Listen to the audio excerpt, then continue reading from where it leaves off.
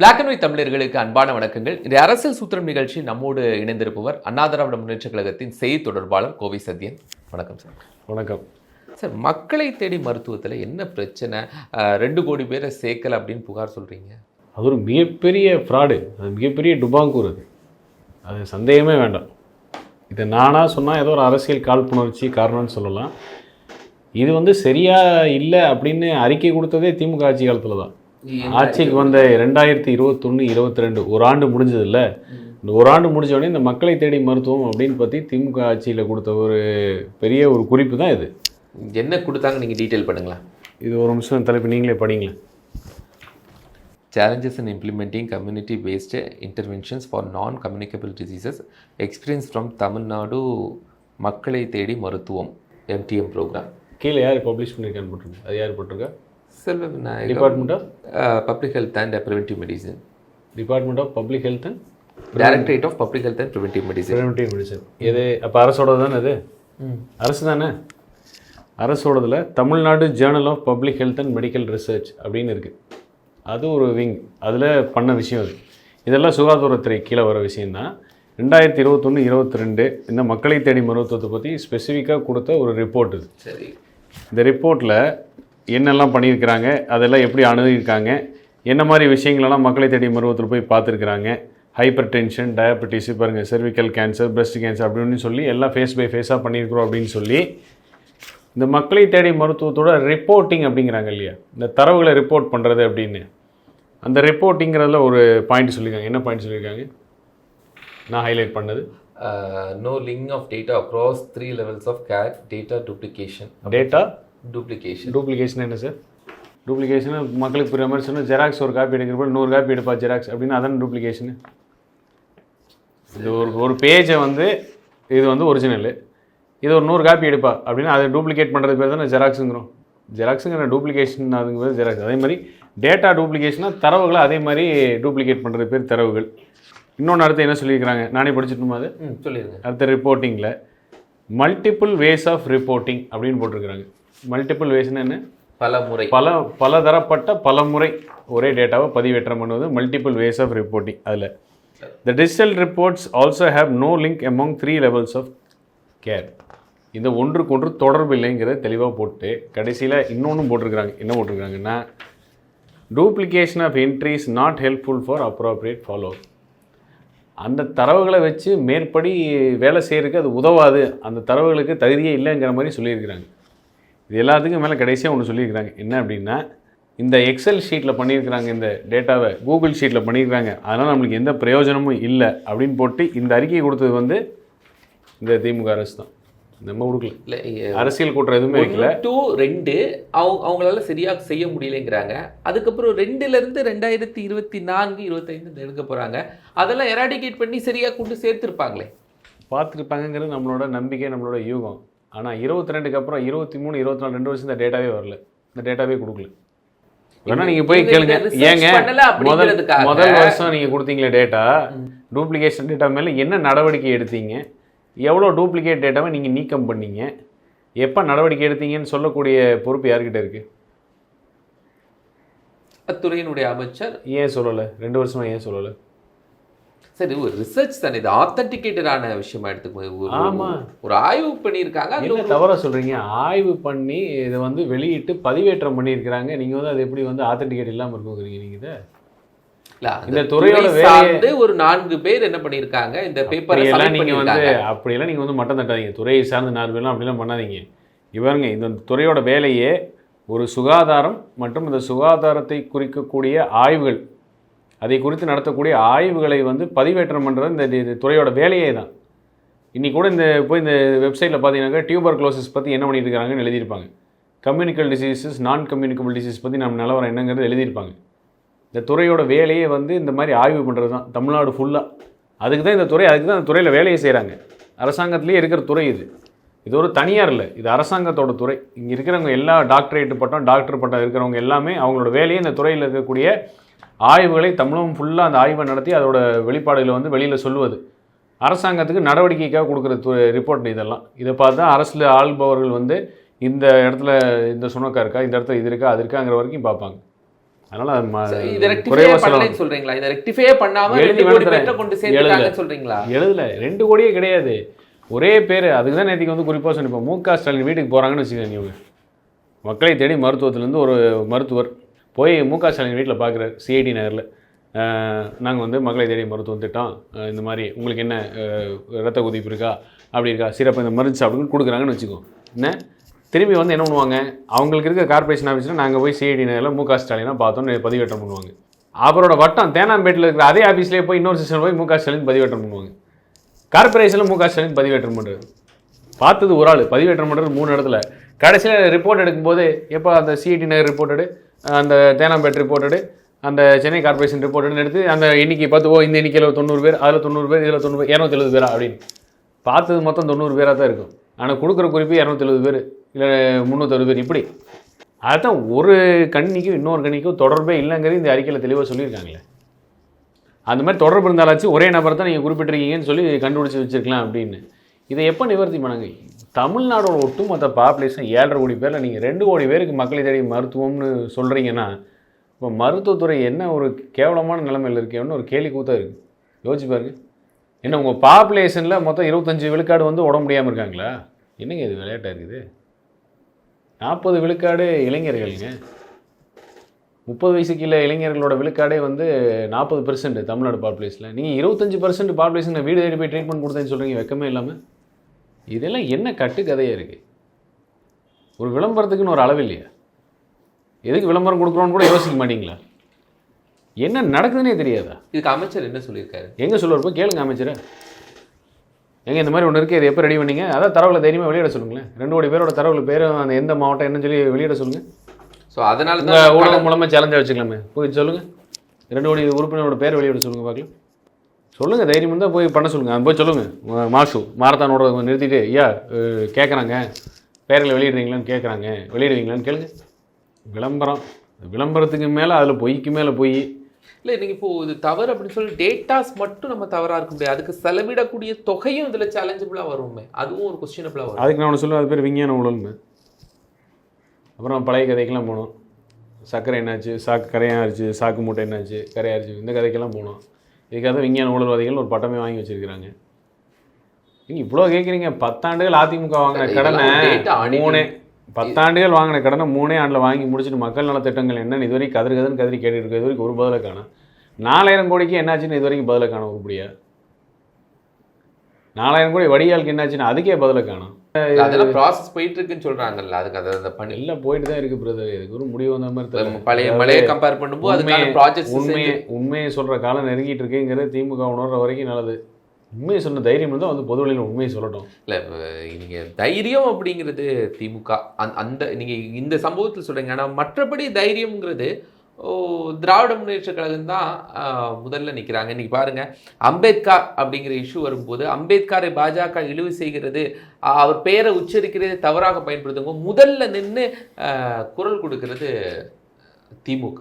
ஆனால் அதிமுக இன்னும் அதுக்கான குரலை கொடுக்கலையே. முதலாவது இந்த மக்களை முட்டாளாக்குற அந்த அரசியல் கட்டமைப்புலேருந்து நம்ம கொஞ்சம் விலகி நிற்கிறது நல்லது. அம்பேத்கர் பற்றி பேசுகிறோம் நல்ல விஷயம் தான். அது வந்து எங்கள் மரியாதைக்குரிய ஜெயக்குமார் அவர்கள் என்னன்னு சொன்னார், அம்பேத்கர் பற்றி தவறாக சொன்னதுக்கு அதுக்கான பலனை பாஜக அனுபவிக்கணும்னு சொல்லியாச்சு. ஒரு நெல்லையில் ஒரு கோர்ட்டுக்கு வாசல் வெளியில் ஒருத்தர் வெட்டப்படுறாரு, ஜாலியாக நடந்து போயிட்டுருக்கிறானுங்க. இதுக்கு சென்னையில் ஒரு பட்டாக்கத்தையோடு ஒரு பெண்ணை துரத்திட்டு ஒருத்தர் வெட்டுறதுக்கு ஓடுறான். எவ்வளோ விஷயங்கள் இங்கே நடந்துகிட்டு இருக்குது, கண்ணுக்கு முன்னாடி எவ்வளோ சீரழிவுகள் நடந்துகிட்டு இருக்குது. போதை வந்து டன் கணக்கில் இப்போ பிடிக்கிறாங்க, திடீர்னு பார்த்தா போலீஸ்காரனே மெத்தப்டமைன் மித்தான்னு சொல்கிறானுங்க. காவல்துறை அப்படி கேலி கூத்தா அப்படி சிரிக்குது. அங்கே கோர்ட்டு சொல்லுது, செந்தில் பாலாஜியெல்லாம் ஜெயிலில் ஜாமீன் விட்டோடனே எதுக்கு என் மந்திரி பதவி கொடுக்குற நீ, அப்போ அவனோட கேஸ் என்னாச்சுன்னு உச்சநீதிமன்றம் வந்து தலையில் கூட்டுது. கள்ளக்குறிச்சி சிபிஐ வழக்கு கொடுக்குறதுக்கு உனக்கு என்ன பிரச்சனை, சிபிஐ கொடுன்னு சொல்லி இங்கே ஹைகோர்ட் வந்து திமுக தலையில் கூட்டுது. இவ்வளோ நடக்குது, மக்கள் பிரச்சனைகள் இவ்வளோ நடக்குது. இதை விட்டு போட்டு என்னமோ திமுக தான் முன்னாடி, திமுக தமிழக மக்களுக்கு முன்னாடி நிற்கிற மாதிரி எதுவும் தெரியலையே. எங்க நிற்கிறாங்க தமிழக மக்களுக்கு? மக்கள் சார்ந்த பிரச்சனை எது? ஒரு மிகப்பெரிய அளவில் ஒரு தலைவர், அந்த தலைவரை பாஜக கிரிட்டிசைஸ் பண்ணுது. அதுக்கு வலிமையாக இங்க தலித்துகளுடைய ஓட்டு அதிமுக தலைவர் அம்பேத்கர். நாங்க ஊடகத்துல வந்து ஒரு வேண்டுகோள் என்ன வச்சுக்கிறோம்னா, இந்த கட்டமைப்பு முதல் தயவு செஞ்சு நிறுத்துங்க. வலிமையான எதிர்ப்பு, கடுமையான கண்டனங்கள், துணிச்சலான அறிக்கைகள். இந்த மானே தேனே பொன்மானே இந்த பூசு முளைகிற வேலையெல்லாம் முதல்ல ஊடகம் நிறுத்திட்டோம். தவறாக பேசியதற்கு கண்டிப்பாக தண்டனை உண்டு, மக்கள் அதற்கு தண்டனை கொடுப்பார்கள் அப்படிங்கிறது ஸ்டேட்மெண்ட். அதுதான் மக்கள் நலன் சார்ந்த ஒரு விஷயம். அதை விட்டு போட்டு போய் பஸ் நிறுத்தி பஸ் அடிச்சு உடச்சி கண்ணாடி உடச்சி மற்ற மாதிரி மக்களுக்கு பொதுமக்கள் இடைஞ்சல் பண்ணாதான் அது வந்து கடுமையான கண்டனமா? இல்லை, ஒரு வலியுறுத்தல கேட்குறேன். அந்த மாதிரி பண்ணாதான் கடுமையான கண்டனமா? பஸ் அடிச்சு உடைக்கணுமா? ரயில் மறியல் போராட்டம் பண்ணுமா? நீங்க வார்த்தைகள்ல கூட இன்னும் சொல்ல ஆரம்பிக்கலையே. நீங்க ஜெயக்குமார் ஜெயக்குமார் சொன்ன வார்த்தையில பொதுச் செயலாளர் என்னங்க சொன்னாங்க? இது என்னங்க கதையா இருக்கு? அதிமுக யார் பேசணும், இல்ல அதிமுக யார் பேசணும் யார் பேசக்கூடாதுன்னு சொல்லி ஊடகம் முடிவு பண்ணுமா? இப்போ ஊடகத்துல இன்னொரு கேள்வி கேட்கட்டுமா? மக்களை தேடி மருத்துவம் சொல்றீங்களே, தமிழக மக்களை தேடி மருத்துவ கழிவுகள் வருது. 3 நாளா ஸ்டாலின் வாய வச்சுட்டு எங்க இருக்காரு? கேட்க வேண்டியதானே? இதே கேளுங்க, அங்கேயே கேளுங்களேன். பசுமை தீர்ப்பாயம் வந்து 70,000 ஃபைன் போட்டு கேரளாவில் வந்து டைம் கொடுத்து இதை வந்து எடுத்துகிட்டு போங்கன்னு கேரளாவுக்கு ஆணை பிறப்பிச்சு 3 நாளாக ஏன் ஸ்டாலின் வாய் திறக்க மாட்டேங்கிறாரு? இல்லை, அதிகாரிகள் மட்டத்தில் நடவடிக்கை கேளுங்களேன். ஏங்க எங்கள் இயக்கத்தில் மரியாதைக்குரிய ஜெயக்குமார் பேட்டி கொடுத்தாச்சு, நான் பொதுச் செயலாளர் ஏன் பேசலாம்னு கேட்குறீங்கல்ல, இப்போ கேளுங்களேன். தமிழக முதல்வர் ஏன் வாய் திறக்கலாம்னு கேளுங்களேன். ஊடகத்தை கேட்குறக்கு என்ன இப்போ? கேளுங்களேன் ஊடகத்தில். இப்போ மேகதாவுக்கு தான் நீங்கள் வாய் திறக்க மாட்டீங்க. இப்போ முதலமைச்சராக இருக்கீங்கல்ல, மக்களை தேடி மருத்துவம்னு மாற்றிட்டீங்களா? நான் மக்களை தேடி மருத்துவ கழிவுகள் வந்து கொட்டிட்டு போகிறானுங்கல்ல, 3 நாள் ஆச்சு இல்லை, பசுமை தீர்ப்பாயமே தீர்ப்பு கொடுத்து என்ன பண்ணுறீங்க, ஏன் அறிக்கை வரலான்னு கேளுங்களேன். இல்லை, அதிகாரிகள் தரப்புல நான் வந்து ஒரு திமுகவோட தலைவர் ஸ்டாலினோட குரல் எங்கன்னு நான் கேட்கல, தமிழகத்தின் முதல்வர் கேட்கலாம்ல. நீங்கள் வந்து அதிமுக பொதுச் செயலாளர், கட்சியோட பொதுச் செயலாளர் ஏன் பேசணும்னு கேட்குற ஊடகம், தமிழ்நாட்டு முதல்வர் ஏன் வாய் மூட்டிருக்காரு 3 நாள் ஏன் கேட்க மாட்டேங்கிறீங்க? சுகாதாரத்துறை அமைச்சர் எங்கே போனார் ஏன் கேட்க மாட்டேங்கிறீங்க? எந்த விமர்சனம் வச்சாலும் வந்து மலிவு விமர்சனம் வைக்க வேண்டியது. எடப்பாடியாருக்கு ஒரு வேலை இல்லை, அவர் மலிவு அரசியல் பண்ணார். எதிர்கட்சி அரசியலாக பண்ணாமல் அவியலாக பண்ணணும்னு கேட்டிங்களா? அதான் நீங்கள் தானே முதல்வராக உட்காந்துருக்கீங்க இப்போ. அப்போ அவியல் பண்ணுறதை பற்றி பெருமையாக பேசுனீங்க. இப்போ உங்கள் கையாளாதனத்தை வந்து அறிக்கையை வெளியே விட்டால் பயந்து நடுங்குறீங்க. இன்றைக்கி என்ன அறிக்கையில் கையாளாதனம் வெளியே வருதோ, என்ன பண்ணுறதோ, ஏது பண்ணுறதோ அப்படின்னு. சட்டமன்றத்தில் உரையை கட் பண்ணுறீங்க, ஆனால் வெளியில் என்ன பேசுகிறீங்க? உரையை சொன்னால் அதிமுக உடஞ்சிருக்குன்னு. என்ன கம்பேரிசன் இது? என்ன பிதட்டல், என்ன உளறல் இது? சரி, அப்போ நடவடிக்கை எடுக்கலைன்னு சொல்கிறீங்களா திமுக? என்ன நடவடிக்கை எடுத்தாங்க? இந்த மருத்துவ கழிவுகள் கொட்டப்பட்டதா இருக்கு. என்ன நடவடிக்கை சொல்லுங்க, நான் தெரிஞ்சுக்கிறேன். 2 பேர் அரெஸ்ட் பண்ணது பெரிய நடவடிக்கையா? 2 பேரை கைது பண்ணது நடவடிக்கையா? அந்த நடவடிக்கை தான் இங்கே தேவையா? போதுமா? அவன் வீட்டுக்கு போயிடலாமா? அப்போ சொல்லுங்கள், தெரிஞ்சுக்கிறோம். இது ஒரு மிக திறமையான நடவடிக்கை. ஆளுமைனா இதான்.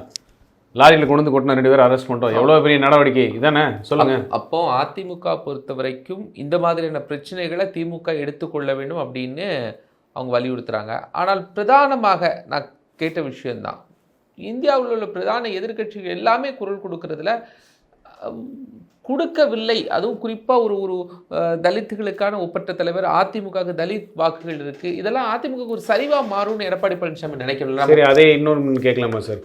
நீங்கள் வந்து மரியாதைக்குரிய இங்கே ஜெயக்குமார் அவர்கள் சொன்னது ஏற்புடையதாக இல்லைங்கிறீங்க, பொதுச்செயலாளர் ஏன் குரல் கொடுக்கலங்கிறீங்க.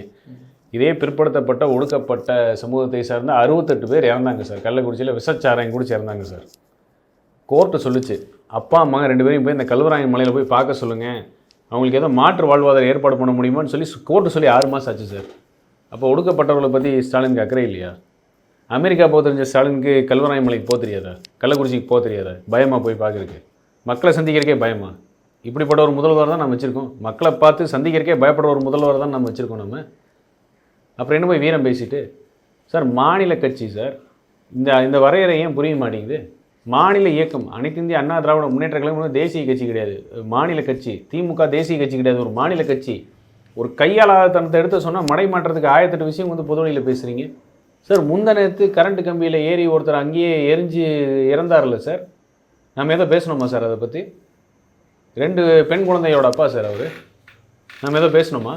நட்டுற ராத்திரி 2 மணிக்கு டேமில் தண்ணி திறந்து விட்டு அதான் உயிரிழப்பு பெருசாக இல்லையான்னு பெருமை பேசுகிறாங்க. வெக்கமா இல்லை அதெல்லாம் சார்? மக்கள் 4வது நாளாக ரோட்டில் வந்து சாப்பாடு கொடுங்க, தண்ணி கொடுங்கன்னு கையேந்த வச்சுருக்கீங்க, பிச்சை எடுக்க வச்சிங்க மக்களை.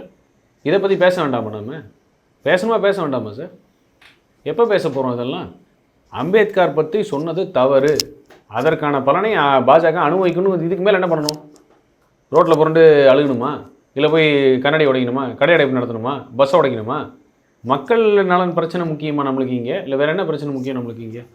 இலங்கை அதிபர் வந்து பார்த்துட்டு போனார் அப்படின்னு உடனே பாஜக மைலேஜ் எடுத்துகிட்டு போகுது. மீனவர் பிரச்சனையை பற்றி பேசணும், அதை பண்ணுறோம், இதை பண்ணுறோம். உங்கள் மாநில முதல்வராக நீங்கள் என்ன பண்ணீங்க? என்ன பண்ணீங்க நீங்கள் ஒரு மாநில முதல்வராக? பேசணுமா வேண்டாமா? எதுக்குடா ஏலம் விடுற படகெல்லாம், மீனவர் படகெல்லாம் ஒரு படகு 50 லட்சம் 10 லட்சம் ஒரு கோடின்னு இருக்குடா, அதையெல்லாம் நீ எதுக்கு ஏலம் விடுற தடுத்து நிறுத்தத்துக்கு ஒன்றிய அரசு அது ஜெய்சங்கர் மூலமா தானே கொடுக்க முடியாது. ஜெய்சங்கர் கடிதம் எழுதியிருக்காரு. எல்லாத்துக்குமே அறிக்கை விடுறீங்க, அதுக்கே விடலை. நாடாளுமன்றத்தை அதுக்கே முடக்கல. அம்பேத்கர் நீ நாடாளுமன்றத்தை முடக்கிறேன், வரவேற்கிறோம், சரி ரைட்டு. படகு ஏலம் விட்டதுக்கு எப்போ போய் நாடாளுமன்றத்தை முடக்குனீங்க நீங்கள்? ஏலம் 11 மணிக்கு விடுறான்னா 10 மணிக்கு பிரதம மந்திரி கடிதம் எழுதுறீங்க, ஏலத்தை தடுத்து நிறுத்துங்க அப்படின்னு. உங்கள் கடிதம் போகிறதுக்கு முன்னாடி ஏலம் முடிஞ்சு போகுது இல்லை? இவ்வளோ ஒரு கையாலாக அரசை வச்சுக்கிட்டு இங்கே உட்காந்துட்டு கதை பேசிட்டு இருந்தால் என்ன பிரயோஜனம்?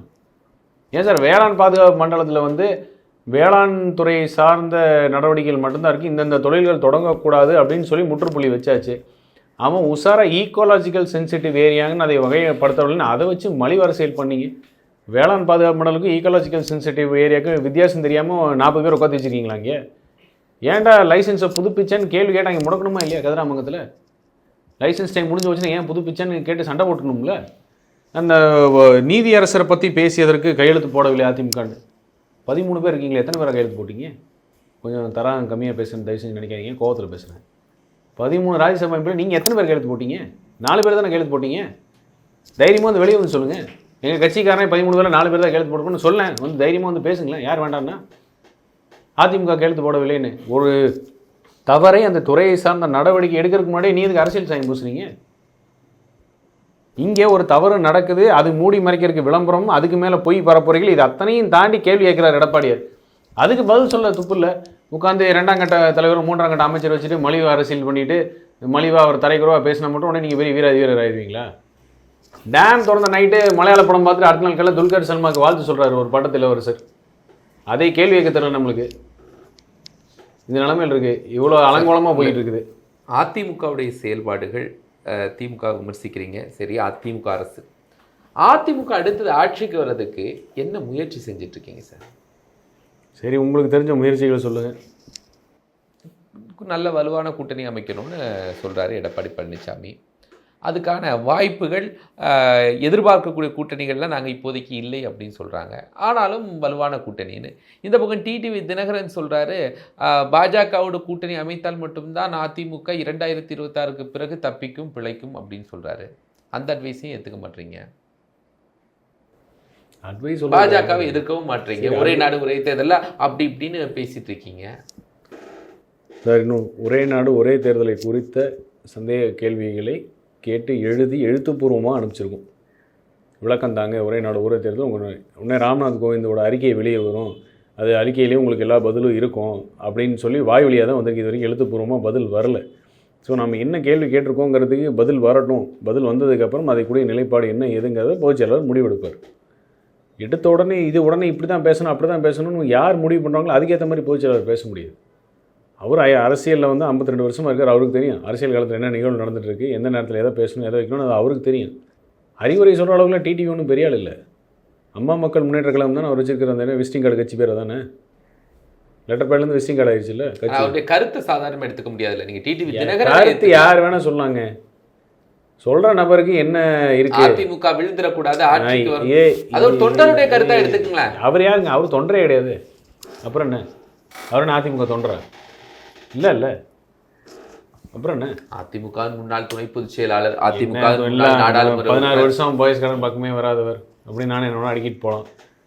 இன்னும் ஃபெமா கேஸ் 18-20 ஆண்டுகள் நடந்து கொண்டிருக்கிற ஃபெமா கேஸ், அதில் ஒருவர் அவர் மேல் இருக்கிற வழக்குகளை தப்பிப்பதற்கு திமுகவோட கை கோர்த்தவருங்கிற வரலாறுலாம் பேசலாம், என்ன வேணால் பேசலாம். நம்ம அது தனிநபர் விமர்சனமாக போகும், அது வேண்டாம். நான் கேட்குறேன்னா அமமுகங்கிறது அவர் என்ன அதை பார்த்து போக சொல்லுங்களேன். எத்தனை எம்எல்ஏ வச்சுருக்காங்க அமமுக? இப்போது எத்தனை எம்பி வச்சுருக்காங்க? இல்லை எத்தனை கவுன்சிலர்? இரட்டையிலேயே விடவும் அவர் அதிகமான வாக்குகள் பெற்றார்ல. இல்லை பாருங்க, ஒரு நிமிஷம், உடனே மாறாதீங்க. அமமுகங்கிற ஒரு விசிட்டிங் கார்டு கட்சிக்கு அவர் வந்து பொதுச் செயலாளர் தானே. விசிட்டிங் கார்டு நீங்கள் ரெட்டையிலேயே விட அதிகமாக வாக்குகள் என்னங்க அவர் சொல்லும் போது நான் எனக்கு என் பார்வையில் அவர் என்னவோ அதுதான் என்னால் சொல்ல முடியும். அவர் அந்த விசிட்டிங் கார்டு கட்சிக்கு பொதுச் செயலாளரா இல்லையா? இப்போ அவர் எத்தனை எம்எல்ஏ இருக்காங்க, அங்கே எத்தனை எம்பி இருக்காங்க, எத்தனை கவுன்சிலர் இருக்காங்க? இல்லை அவருக்குன்னு சொல்லி அதிமுக வேட்டி கட்டி தானே என்ன சுற்றிட்டு இருக்காரு அவங்க கட்சிக்காரங்கெல்லாம். இந்த 2ஆ போச்சு 3ஆ போச்சு 4ஆ போச்சுன்னு உடஞ்சதுக்கு வந்து எப்படா நம்மளுக்கு ஆதாயம் கிடைக்குன்னு சொல்லி அரசியல் அடைக்கணும் தேடி அலையிற ஆட்கள் தானே. அவருக்குள்ள கேள்விக்கே நீங்கள் பதில் சொல்ல வேண்டாம். ஒருவேளை அதான் சொல்லாம போனா இப்ப கேக்குறீங்க, அட்வைஸ் பண்றாங்க, ரியாக்ஷன் கொடுக்க மாட்டேங்கிறீங்க. அவர் சொன்ன கருத்துக்குள்ள தான் என்னங்க கருத்து, அவர் என்னங்க கருத்து சொன்னாரு? இன்னைக்கு இருக்கக்கூடிய கிரிட்டிக்கலான என்ன அவர் கருத்து சொல்லி வளவான எதிர்கட்சி உட்காந்துருக்கோம் 3 வட்டம் கேட்கும்போது? 3வது முறை அரசு அமைத்த இயக்கம் ஏதோ ஒன்று காமிங்க, எங்க பொன்மலச்செம்மல் கருத்துது. இது வரைக்கும் தமிழ் அரசியல் விளையாட நடந்திருக்கா? இல்லை. அப்படி கேட்கும்போது கூட வலுவான எதிர்கட்சி தானே போய் உட்காந்தோம், அவர் சொல்லியே போய் உட்காந்தோம். எல்லாத்துலையும் ஸ்லோவாகவே முடிக்க கூட்டணியை பற்றினா இன்னும் 1.5 ஆண்டுகள் இருக்குது. அடுத்து ஈரோடு கிழக்கு தேர்தலில் போட்டிடுவீங்களா, அதுக்கான பதில் இல்லை. அப்படிங்கிற ஒரு ஸ்லோனஸில் தானே போயிட்டு. இப்போ நீங்கள் என்ன அரச மரத்தை சுற்றி உடனே அடிமடியில் கை வைக்கிற மாதிரியே எதிர்பார்க்குறீங்க? எல்லாமே உண்மை அதானே? இப்போ திமுகவில் கூட இருக்கிற கூட்டணி கட்சிகள் யாருமே வந்து வெளியே வர மாட்டாங்கன்னு உத்தரவாதம் முன்னாள் கொடுக்க முடியுமா? அப்படி சொல்லி திடீர்னு பார்த்தா 2 நாளைக்கு முன்னாடி அங்கே வேல்முருகன், மரியாதைக்குரிய வேல்முருகன் என்ன பேசிட்டு இருக்காரு? பாஜகவுடன் மிக அண்டர்ஸ்டாண்டிங் சூப்பராக போயிட்டு இருக்குது, பாஜக சட்டமன்றத்தில் எடுத்து பேசி என்ன கேட்டாலும் உடனுக்குடன் நடக்குது சொன்னாரா? சொல்லலையா? அவர் சொன்னார்ல, இதுவும் சொன்னார்ல. ஸ்டாலின் ஆட்சி பண்ணல, ஆர்எஸ்எஸ் இயக்கத்தை சேர்ந்த 4 ஆஃபீஸர்ஸ் தான் ஆட்சி பண்ணிட்டு இருக்காங்க, அதையும் சொன்னார்ல. அப்போ அதையும் பேசுங்க, கேட்போம். அதையே சரி சார், ஈரோடு கிழக்கு உடனே எனக்கு அடுத்த டாபிக் போகுது, இருங்க, இதை பேசி முடிச்சுட்டு போவோம். அப்போ மரியாதைக்குரிய வேல்முருகன் பேசினார்ல, அப்போ நீங்கள் உத்தரவாதம் கொடுக்கலாம்ல? போன வாரம் அவ்வளோ வீரமாக பேசினாங்க, இணக்கமான கூட்டணி, கொள்கை நலன் சார்ந்த கூட்டணி. நீங்கள் இப்போ ஒருத்தர் வேறு எதிர்ப்பு குரல் கொடுத்த உடனே அதை பற்றி பேச மாட்டோம்னா என்ன அர்த்தம்? சார், கூட்டணி கணக்குகள் மாற துவங்கி இருக்குதுங்கிறது உண்மை, அது எல்லாருக்குமே தெரியும். அரசியல் சார்ந்தவர்களுக்கும் தெரியும், ஊடகத்தை சார்ந்த எல்லாருக்குமே தெரியும். கூட்டணி கணக்குகள் மாற துவங்கி இருக்கு வேக வேகமாக. கூட்டணிகள் மிகப்பெரிய அதிருப்தி, மக்கள் மட்டும் அதிருப்தி இல்லை, வேல்முருகனை வைத்து அதிமுகவுக்கு வலுவான கூட்டணி அமையும் அப்படின்னு நீங்க பாக்குறீங்களா? வேற யார் சொல்லிருக்காங்க? வேல்முருகனை சொல்லிட்டீங்க, வேற யார சொல்றீங்க? எப்படி அருமையா கேள்வி கேட்டீங்க பாருங்க. வேல்முருகனை வைத்து அப்படின்னு இவரும் இயக்கத்தோட கொள்கையை புரிஞ்சுங்க. கூட்டணின்னு சேர்ந்த ஒரே காரணத்துக்காக அவங்க அடையாளத்தை தொலைச்சி அவங்க நம்மளோட ஒத்து வர்றாங்கன்னா அவங்க கட்சியை உடைக்கிற வேலையை பார்க்குற திமுக கிடையாது. நாங்கள் கூட்டணி கட்சின்னு வந்து அவர்களுக்குரிய மரியாதை அங்கீகாரம். எங்களை விட அவர்கள் சளைத்தவர்கள் இல்லை, அவர்களை விட நாங்கள் உயர்ந்தவர்கள் இல்லைங்கிற கொள்கையில் இருக்கிற அதிமுக. அதனால் வேல்முருகனை வைத்துன்னு இடப்படாதீங்க. அப்படி இன்றைக்கு வேல்முருகன் அவர் சொல்லக்கூடிய காலகட்டம் நாளைக்கு யார் வேணாலும் வருவாங்க, முன்னால் இல்லைன்னு சொல்ல முடியாது. இல்லை, இன்றைக்கி அவர் பேசக்கூடிய சந்தர்ப்பம் பேசிட்டு அவர் பேசிட்டாரு. நாளைக்கு பேசக்கூடிய சந்தர்ப்பம் வரும்போது பேச மாட்டாங்கன்னு உன்னால் உத்தரவாதம் கொடுக்க முடியுமா? முடியாது பிரதர். களம் மாறிட்டு இருக்கு, வேக வேகமாக களம் மாறுது. ஸ்டெடியா விஜய் சொல்றா சார், 2026 சட்டப்பேரவை தேர்தலில் தான் ஈரோடு கிழக்கில் கிடையாது அப்படிங்கிற அது மாதிரி டக்குன்னு ஒரு ஆன்சரை அதை ஒரு விவாத பொருளாகவே அதிமுக ஆக்கிட்டு. அரசியல் வந்து வர ஃபாஸ்ட் ஃபுட் மாதிரி ஆகிப்போச்சு. இல்லை, அது சோசியல் மீடியா வந்துலேருந்து எப்படி ரீல்ஸ் பார்த்தே பழகிட்டோமோ அந்த மாதிரி 10 செகண்ட் எல்லாத்துக்கும் முடிவு வந்துடணுங்கிற மாதிரி அறிவிப்பு பண்ணால் உடனே பொதுச் செயலாளர் 10 செகண்ட் அறிவிப்பு கொடுத்துடணும். எல்லாமே அது எப்படி பிரதர்? நாடு நல்ல எது வந்து வெற்றிக்கு வழிவகுக்குமோ அதைத்தான் பிரதர் நம்ம கடைபிடிக்க முடியும். அதுதான் தெளிவாக புரிஞ்சுங்க. கூட்டணி என்பது வந்து வாக்குகள் வாங்குவதை விட வாக்குகளை பிரிப்பது தான் ராஜதந்திரம். அது கூட்டணியை வச்சும் பிரிக்கலாம், கூட்டணி இல்லாமலையும் பிரிக்கலாம், இல்லை கூட்டணி அடுத்தவங்கள்ட்ட கூட்டணி இருந்தால் கூட அதையும் கூட செய்யலாம். அதெல்லாம் வெற்றிக்கான ராஜதந்திரங்கள். அதை உடனே சொல்லுங்க எப்படி சொல்றது? அதுக்குன்னு ஒரு நேரங்காலம் வேண்டாமா? அதுக்குன்னு ஒரு நேரங்காலம் இருக்கா இல்லையா பிரதர்? இருக்குல்ல, அப்புறம் என்ன அவசரம்? கணக்குகள் மாறுகிறது அப்படிங்கிறது முந்தைய நாள் தான் தெரியும். அப்படின்னு கிடையாது. ரொம்ப எக்ஸ்ட்ரீமாலாம் யோசிக்க வேணாம், யதார்த்தமாக யோசிப்போம். தொண்டர்கள் ஆசைப்படுவாங்க. அதிமுக இருக்கக்கூடிய 2.25 கோடி தொண்டர்களும் ஐயோ எனக்கு தெரிஞ்சுக்கணும் அப்படின்னா தன் கட்சியோட நிலைப்பாட கட்சியோட தொண்டர்களுக்கு எல்லாருக்கும் தெளிவா தெரியும். எல்லாருக்கும் இப்போ இன்ஃபர்மேஷன் போய்கிட்டு தான் இருக்குது. யாருக்குமே வந்து எனக்கு இந்த தரவுகள் இல்லை அப்படின்னு சொல்ல மாட்டேங்கிறாங்களா? அதுதான் அரசியல் பக்குவங்கிறது. சொல்லக்கூடிய கால சொல்ல இது தேவையில்லை, இது கிடையாது. ஆனுவல் எக்ஸாம்ங்கிறது வந்து எப்போ எழுதணும்? First time, quarterly, second time, half yearly, third time முடிச்சு தான் எழுதணும். ஊடகம் இதுக்கு ஆனுவல் எக்ஸாம் உடனே இப்போ எழுதணும், உடனே மார்க்கணும்னு சொல்லணும் அப்படின்னு என்ன முடியும்? எப்படி முடியாது? அதுக்குன்னு ஒரு நேரங்காலம் இல்லையா? நேரங்காலம் வரும்போது கரெக்டாக உங்களுக்கு அதை வர வேண்டிய தரவுகள் வரத்தான் செய்ய போகுது. யார் தடுக்க போகிறா? யாரும் ஊடகத்துக்கு சொல்லக்கூடாதுன்னு சொல்ல போகிறாங்க? ஊடகம் இல்லாமல் அரசியல் என்ன இல்லையா? வரும், அதுக்கான தரவு வரும்போது நேரங்காலம் வரும்போது கரெக்டாக அமைய பெறும்போது ஆஹா சொன்னது நடந்ததே அப்படின்னு உங்களுக்கு ஒரு சந்தோஷமாக இருக்கும். நிறைய தகவலை பகிர்ந்து கொண்டிருக்கீங்க, ரொம்ப மகிழ்ச்சி சார். நன்றி. நேர்களை மற்றும் ஒரு நிகழ்ச்சியில் சந்திக்கலாம். நன்றி.